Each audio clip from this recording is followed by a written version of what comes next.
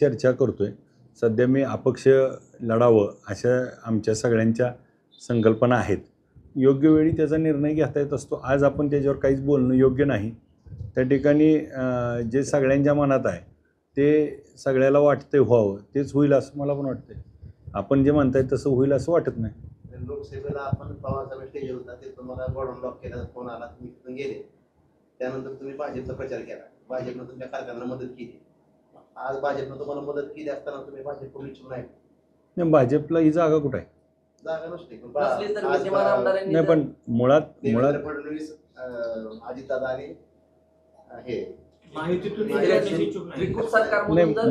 मुळात काय आहे की मी अजून लोकांना भेटणं गाठीबाठी घेणं आणि सगळ्यांचे जनमत काय आहे हे तपासून निर्णय घेणं गरजेचं आहे. आता विद्यमान आमदार जर महायुतीचे असतील तर त्या विद्यमान आमदारांसाठी ती जागा राखीव असती. त्यामुळं 30 वर्षाचे अनुभवी आमदार आहेत. त्यामुळं महायुती त्यांच्यासाठी ऑक्युपाईड झालेली आहे. त्यामुळं आपण हो ना पण ते ऑक्युपाईड आहे.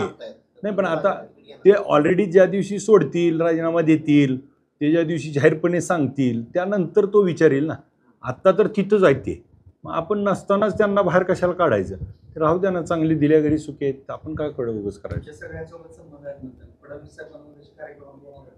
नाही आत्ता आम्ही कुणाला बोलवायचं हे अजून तयारी झालेली नाही. ज्यावेळेस आपण ठरवू त्यावेळेस आम्ही सगळ्याला बोलू.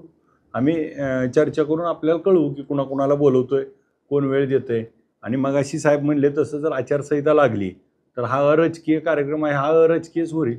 आमची अराजकीय करायची इच्छा आहे. त्यामुळं आपण प्रश्न विचारल्यामुळे तो राजकारणाकडे चालला आहे. हा अराजकीय कार्यक्रम आहे.